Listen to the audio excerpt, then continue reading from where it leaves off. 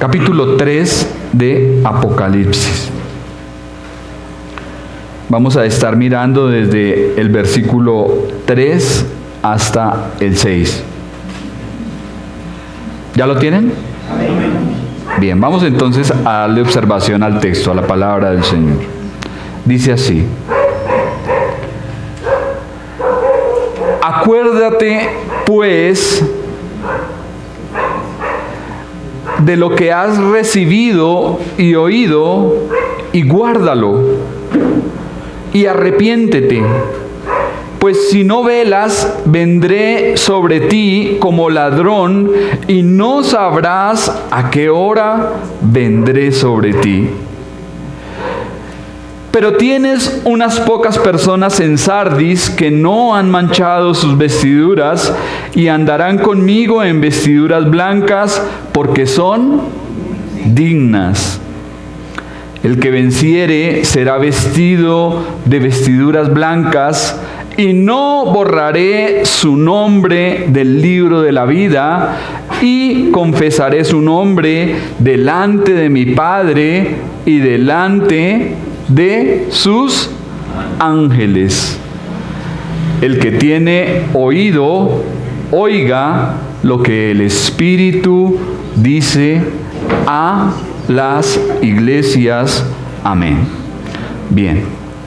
Vamos a mirar entonces algunas imágenes a manera de repaso.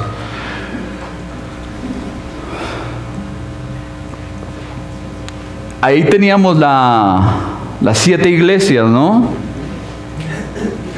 Y si quitamos la imagen, ya usted sabe cuáles son. ¿Ya se las aprendió? ¿Cuáles? A ver, dígalas. Éfeso,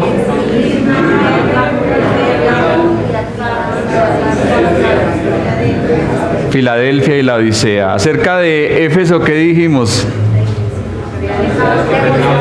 La iglesia que dejó su primer amor. Esmirna, la iglesia perseguida, la iglesia sufriente. Pérgamo, Tiatira, la iglesia permitiva. Sardis, la iglesia muerta. Y ahí estamos, ¿no es cierto? Decíamos que Sardis es la iglesia muerta. Y algunas otras imágenes del domingo anterior, hermano Samuel. Bueno, ¿tú no estuviste el domingo anterior? No. Sardis, la iglesia muerta. Sí. Decíamos que la ciudad era una acrópolis, una ciudad alta, y debido a su ubicación, Sardis era una ciudad, se podía decir que segura, porque era una ciudad impenetrable e inexpugnable, pero fue atacada 2 veces de noche, repentinamente, y la ciudad cayó. Y decíamos que Sardis en su historia nos mostraba algo de lo que estaba ocurriendo en la iglesia. Era una ciudad que vivía de las glorias pasadas, de los triunfos pasados, ¿sí? Que gozaba de un nombre que tuvo en otro momento, pero que en la actualidad era ¿cómo? Igual que como se encontraba la iglesia, muerta. Era una ciudad muerta, igual que la iglesia, ¿sí? Y estaba entregada a la idolatría como muchas otras.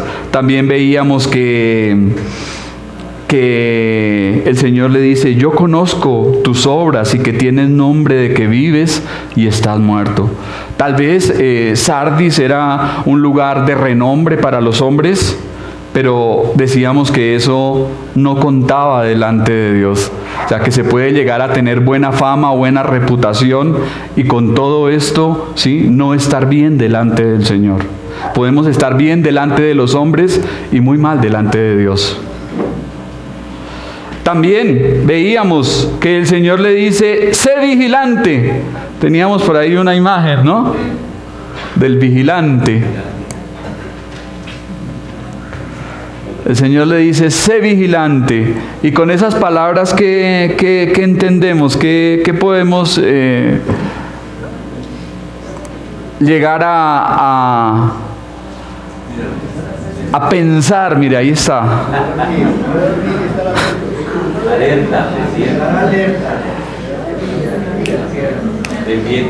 Ese sé vigilante es un llamado ¿a qué?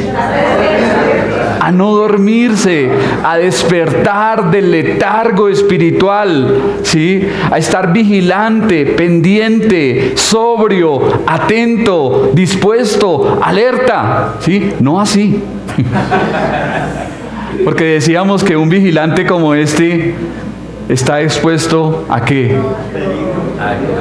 A toda clase de mal, a que lo asalten, a que lo atraquen, a que le quiten su arma, a que lo roben y hasta que lo maten.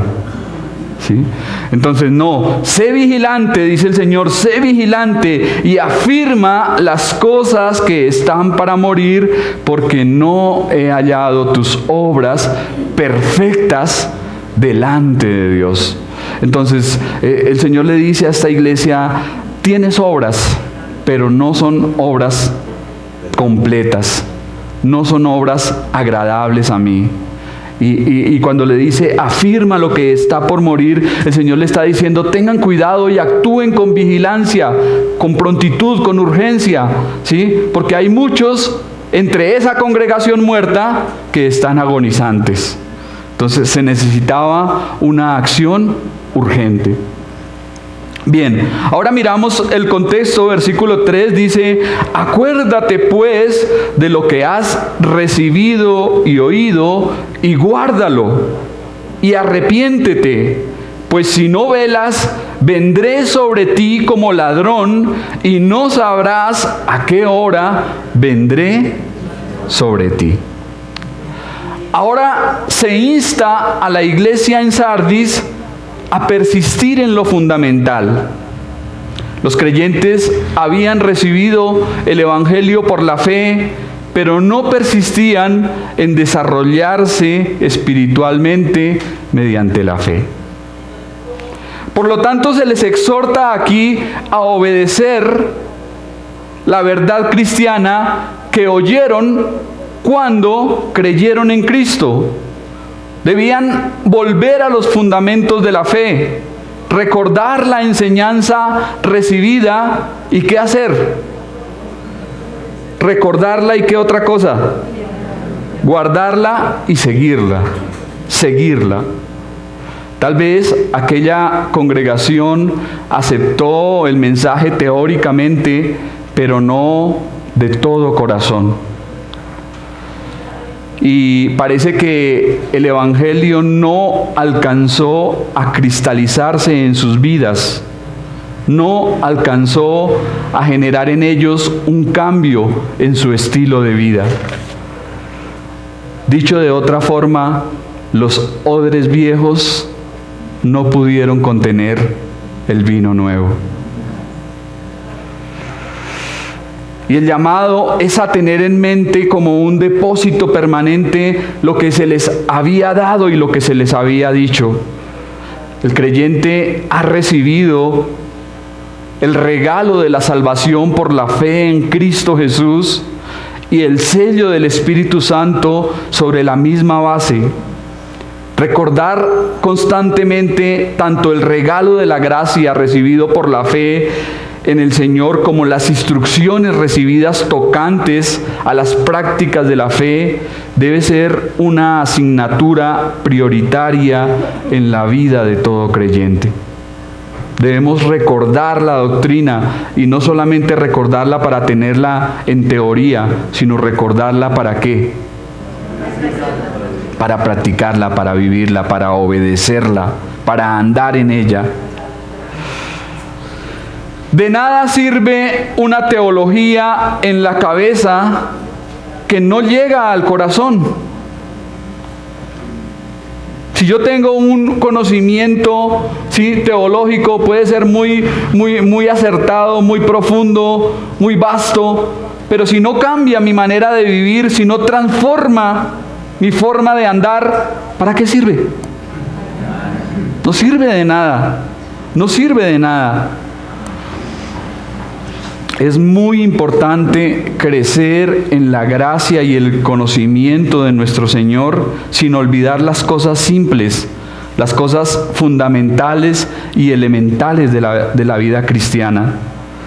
Y toda la doctrina dada por el Señor es que toda la doctrina dada por Cristo, ¿qué es?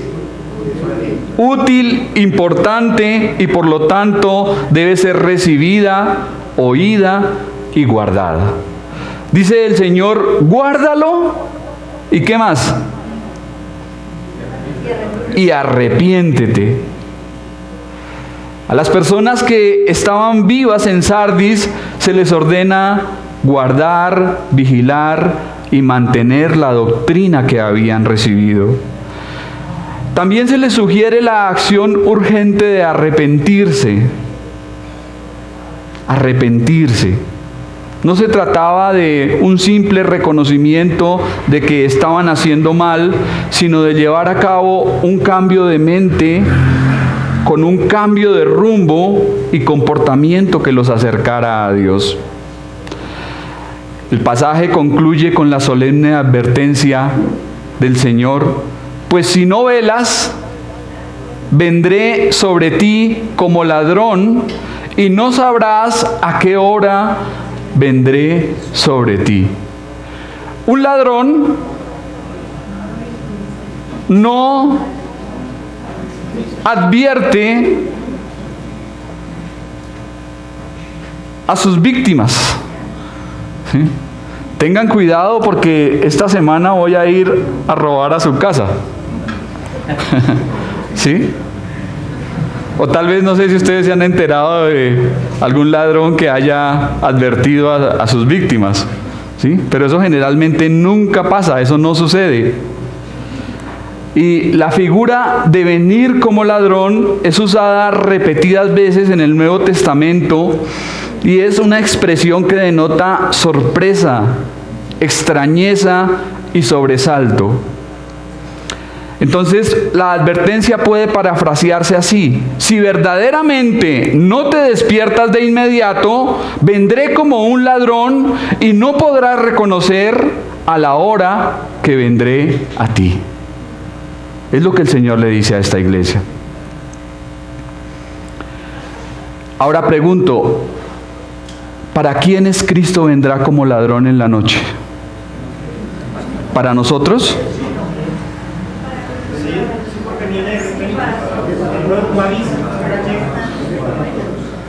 Para los que no velan, para los que no lo esperan, para los que no están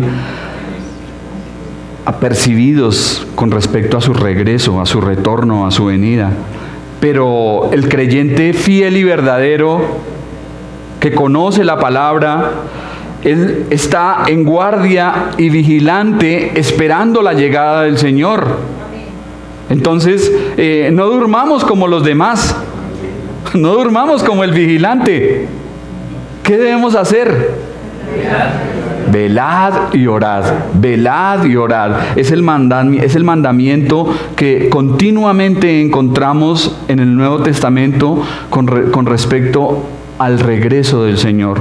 Debemos velar y orar, estar pendientes, estar atentos, aguardando la esperanza bienaventurada de la manifestación gloriosa de nuestro gran Señor y Salvador Jesucristo. Para todos aquellos que aman y esperan la venida de Cristo, Él no regresará como ladrón en la noche. Si usted ama y espera la venida del Señor, el Señor no vendrá como ladrón en la noche para usted, porque usted lo está esperando. Pero si usted se duerme, si usted se enfría espiritualmente, si usted pierde su comunión con Cristo, ahí sí la venida del Señor le puede sorprender como ladrón en la noche. Agustín dijo: el último día nos está escondido para que todos los días estemos vigilantes. No sabemos. Si tuviésemos la fecha exacta, como muchos por ahí la colocan, ¿no? ¿Cuándo va a venir el Señor? Si supiéramos qué día, a qué hora, en qué mes, en qué año, pues seguramente sería más fácil, ¿no? Pero lo que sí sabemos, por lo menos con respecto a la venida de Cristo por su iglesia, es que va a ser algo inminente. Algo inminente. Y alguien colocaba un ejemplo acerca de la inminencia. Sostenía algo de peso con un cabello, lo amarraba y lo colocaba ahí sostenido con un cabello.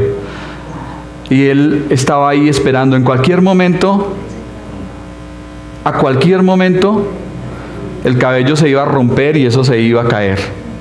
Y entonces él decía, eso es algo inminente, ¿sí? Algo que va a pasar. ¿Cuándo?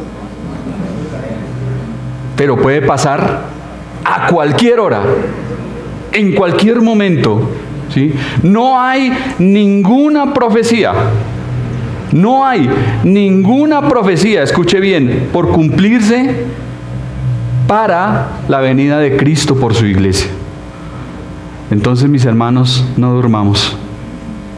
No durmamos. Estamos alertas, sobrios, vigilantes, aguardando la manifestación de nuestro Señor. Versículo 4 dice, pero tienes unas pocas personas en Sardis que no han manchado sus vestiduras y andarán conmigo en vestiduras blancas porque son dignas. De toda esa congregación, ¿cuántas personas eran fieles a Cristo? Contaditos.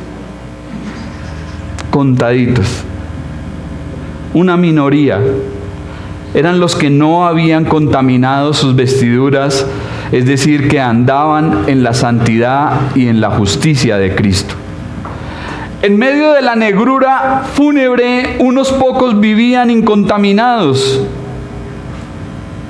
Y gracias a Dios por esas pocas personas, ese pequeño remanente fiel que se había guardado en pureza. En la antigüedad, las vestiduras manchadas, las vestiduras sucias, descalificaban al adorador y deshonraban al Dios. Entonces, la pureza calificaba para la comunión espiritual, ¿sí? Y sabemos que esto es verdadero con respecto a Dios, porque Dios es ¿qué? Puro, santo, limpio, sin mancha, sin pecado.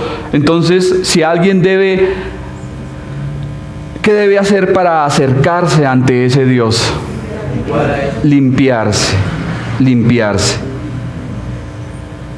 Si nos acercamos ante la presencia de un Dios santo, debemos limpiarnos de toda nuestra sociedad. Las túnicas blancas se usaban en festivales y celebraciones. Y aquí vemos que un pequeño grupo de hermanos no había perdido su testimonio cristiano. Y esto nos dice que sí se puede mantener fidelidad y lealtad al Señor aún en medio de los peores ambientes. Mire que a pesar de que era una iglesia muerta, habían unos pocos que andaban en vestiduras blancas, que no se habían manchado, que no se habían contaminado, unos pocos que se habían guardado para Dios. Ahora, la muerte es muy contaminante. En Levítico se había dado la prohibición al pueblo de Israel de tocar muertos. Si una persona moría, tenía que ser sacado del campamento y los demás no podían tener contacto con los muertos. Y si alguien lo hacía, ¿qué tenía que hacer? Una ceremonia, aislarse y una ceremonia ritual de purificación y limpieza. Ahora, no alcanzamos a entender todo lo que hay, digamos, en un cuerpo muerto, ¿no? Pero una vez alguien me decía, cuando nuestra alma sale de nuestro cuerpo, se puede ver realmente la condición nuestra. O sea, lo corrupto que es esto, bacterias, descomposición. Sí, o sea, es muy contaminante, la muerte es muy contaminante, y por eso Dios le había dicho a su pueblo que no tuvieran nada que ver con los muertos. No, incluso cuando alguien hacía el voto de nazareato, no podía tener contacto con los muertos.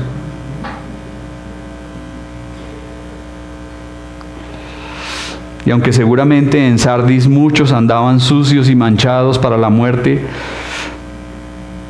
por el pecado, por la mundanalidad, mire que unos pocos se guardaron y no cayeron en esa apostasía. Unos pocos.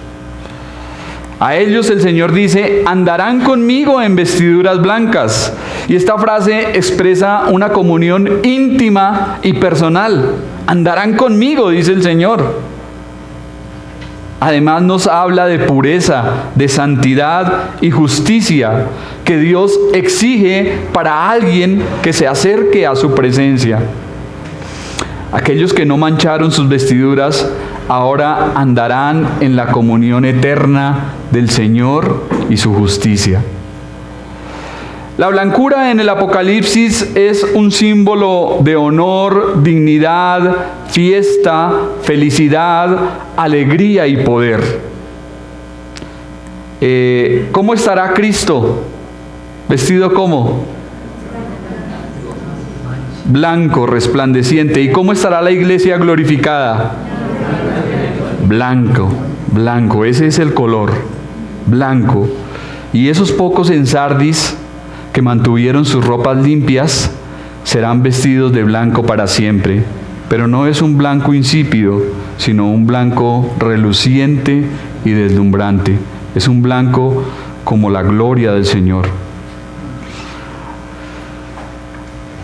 Entonces, esas vidas vestidas de blanco representan una vida aprobada por el Señor que participa de su victoria. La frase como termina el pasaje, porque son dignas, no se refiere a la dignidad humana. Porque si fuera por dignidad, ¿quién merecería estar en las bendiciones de Dios? Nadie, ninguno.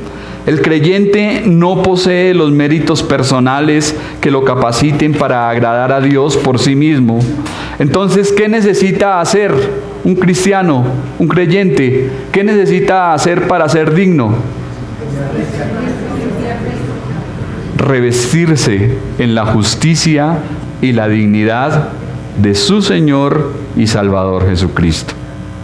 Todo cristiano tiene necesariamente que apelar a los méritos de Cristo, puesto que Él es el único digno delante del Padre Celestial. Versículo 5. Al que venciere será vestido de vestiduras blancas, y no borraré su nombre del libro de la vida, y confesaré su nombre delante de mi Padre y delante de sus ángeles. El Señor promete aquí 3 recompensas para los vencedores: vestiduras blancas, no borrar su nombre del libro de la vida y confesarle delante del Padre y delante de sus ángeles. Entonces, la primera, vestiduras blancas, es símbolo, como ya lo dije, de santidad, de pureza y perfección. Aquel que no mancha su vestidura aquí obtendrá una mejor vestimenta en la eternidad. La repetición puede ser por razón de énfasis y ampliación de la promesa del contexto. El vencedor será revestido de vestiduras blancas como una exhibición de festividad y de participar en la victoria final de Cristo. Además, es un galardón adecuado para los que rechazaron la corrupción y reciben un reconocimiento público de parte del Señor. La promesa es de una vida libre de contaminación, limpia, con alegría celestial y coronada con victoria final. La segunda recompensa para los vencedores en Sardis, ¿qué dice? Y no borraré su nombre del libro de la vida. Esta es una declaración solemne y es enfática y enérgica. El vocablo no es la traducción de una negación que puede entenderse como nunca y jamás, o de ninguna manera, de ninguna manera. Es decir, que bajo ninguna circunstancia el Señor borrará esos nombres registrados que Dios ha escogido para salvar y poseer la vida eterna, los cuales están allí en ese documento divino conocido como el libro de la vida. En Israel y en el mundo secular del Antiguo Testamento, en las ciudades griegas y romanas, se mantenía una lista de ciudadanos. Y cuando llegaban nuevos ciudadanos, pues, ¿qué hacían? Los apuntaban. Y cuando alguien moría o cometía algo que le hiciese perder la ciudadanía, entonces, ¿qué hacían? Lo borraban de la lista. Pero no debemos pensar filosóficamente sobre este pasaje para concluir erróneamente que el Señor tiene un borrador y que se la pasa haciendo tachones y enmendaduras en el libro de la vida, ¿no? ¿Sí? Por el hecho de que diga que no borrará sus nombres del libro de la vida, no podemos suponer, como nos enseña la filosofía, ¿sí?, de que, bueno, entonces algunos nombres sí van a ser borrados. No, lo que el Señor está diciendo es que no lo va a hacer. Y eso no nos puede llevar a entender lo contrario. El hecho que algunos nombres no sean borrados no demanda que los otros sí lo sean. Muchos creen que un día tienen la salvación y al siguiente la pierden, ¿sí? Y entonces la salvación sería, ¿por qué? Por obras y no por gracia, ¿sí?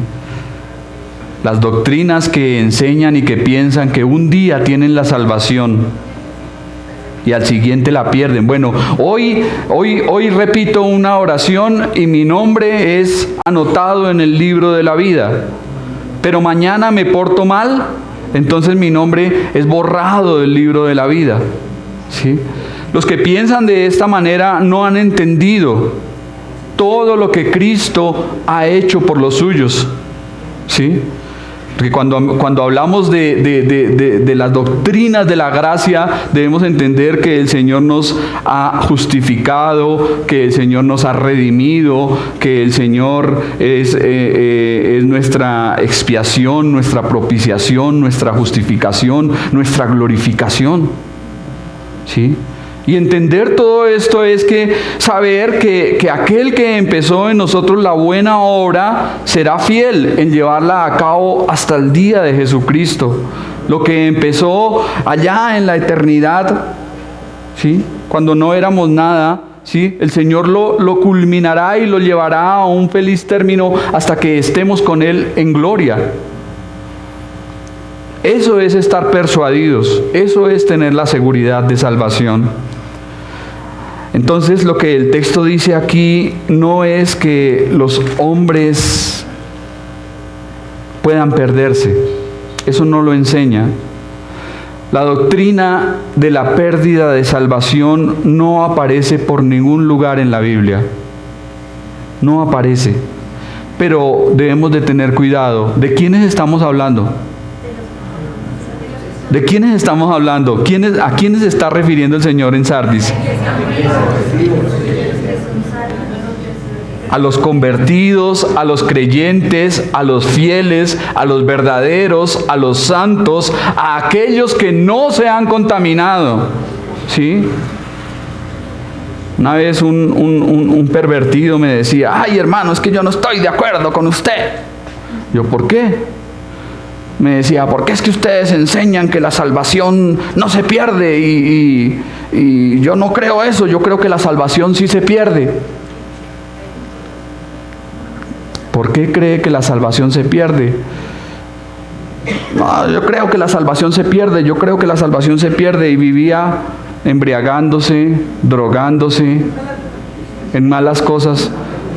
Entonces yo le dije, pues mi hermano, realmente usted tiene que nacer de nuevo. ¿Sí? Usted no hable de que va a perder algo que no tiene. ¿Sí? Usted lo que necesita es convertirse y nacer de nuevo. Y ahí sí, hable a ver si se pierde o no se pierde la salvación. Pero ¿qué va a hablar de lo que no tiene? Bien.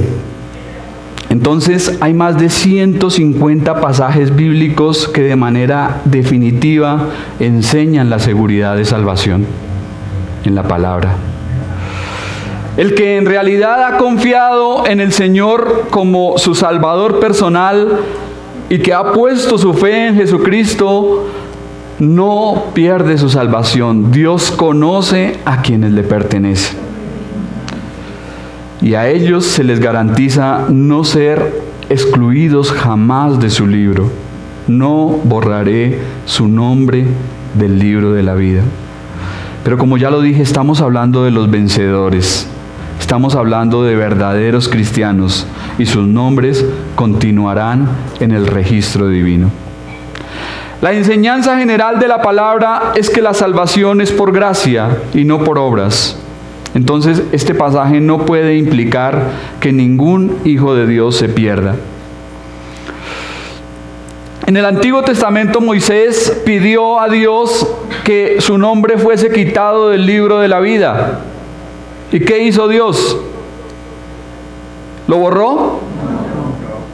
Su petición fue denegada. Pablo en Romanos deseaba ser anatema con tal que su pueblo fuese salvo. Pero lo que quería era imposible, porque la salvación es un hecho irreversible como lo es el nacimiento físico. Una persona después de que ha nacido no puede decir, yo no quiero nacer, porque ya nació. ¿Sí? De la misma forma, el que ha nacido espiritualmente, ¿sí? Ya ha nacido y no puede denegarse, no puede volver atrás, eso no puede ser cambiado. Entonces, el libro de la vida es donde están inscritos los nombres de los que tienen vida espiritual. ¿Ya ha sido usted anotado en el libro de la vida? ¿Por qué lo sabe? Porque se ha convertido, porque ha nacido de nuevo. Si ha nacido de nuevo, si ha puesto su mirada en Cristo, su nombre ya está en el libro de la vida. Además, también confesaré su nombre delante de mi Padre y delante de sus ángeles. ¿A quién le gustaría ser nombrado y reconocido ante figuras de prestigio y altas personalidades?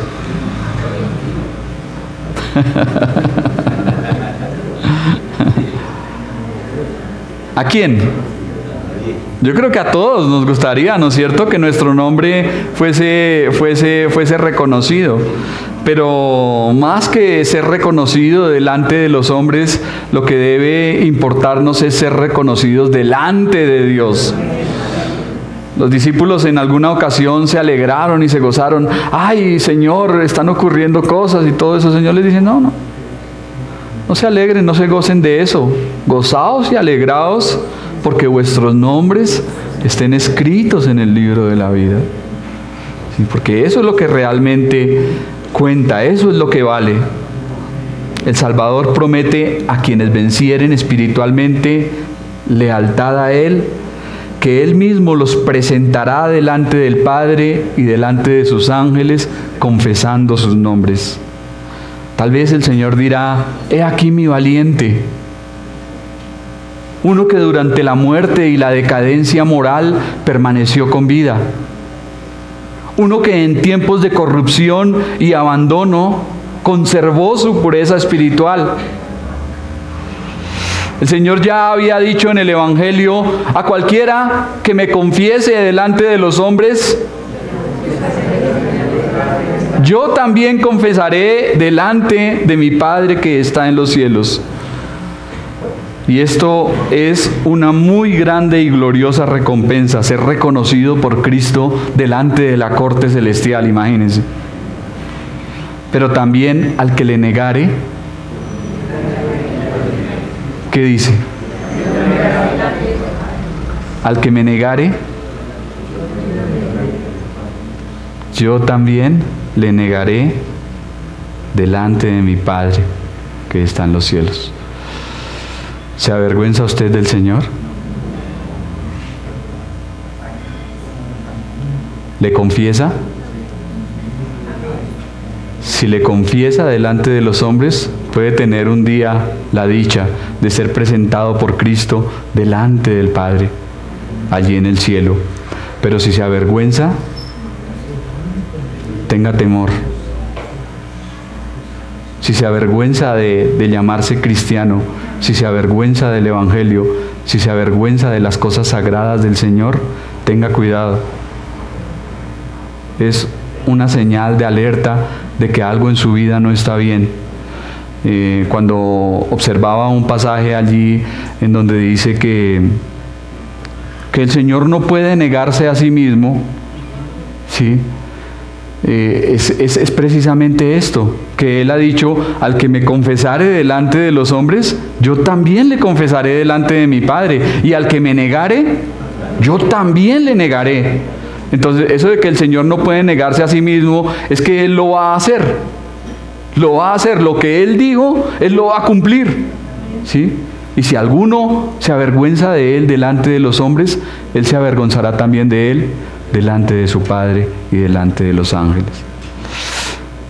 Una exhortación, mis hermanos, una exhortación y un llamado. Versículo 6 y terminamos. Dice: el que tiene oído, oiga lo que el Espíritu dice a las iglesias. ¿En cuántas cartas hemos visto ya este versículo? En todas. En todas las cartas anteriores se hace un llamado al individuo.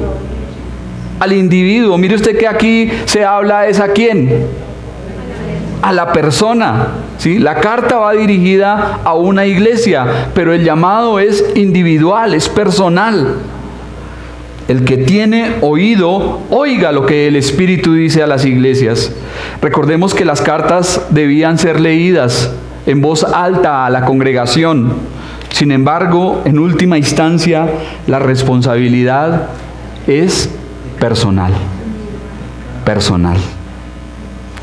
Aquí estamos haciendo un estudio del libro de Apocalipsis y toda la iglesia está escuchando el mensaje.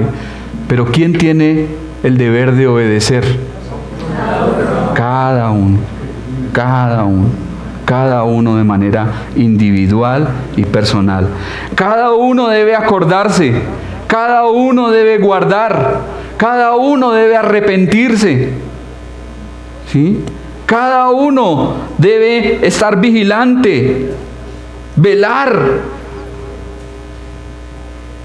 no manchar sus vestiduras, andar en vestiduras blancas. Cada uno debe vencer, confesar al Señor y oír.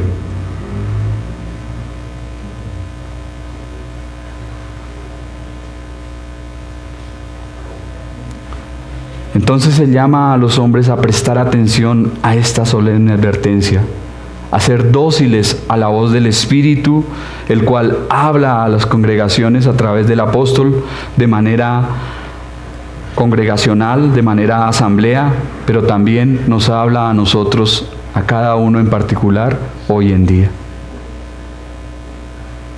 Entonces, mis hermanos, que esto no sea, digamos, un sermón más, que esto no sea una enseñanza de domingo más, sino que podamos aplicar lo que aquí compartimos. Que podamos actuar, ¿sí? Porque los días son malos, debemos aprovechar el tiempo, porque vivimos tiempos difíciles, días peligrosos. Las cosas que están sucediendo son horribles. Son horribles. A veces uno no alcanza ni siquiera a imaginar hasta dónde va el mundo en su degradación y en su maldad. Y nosotros como cristianos, ¿qué estamos haciendo? ¿Qué estamos haciendo? Oremos.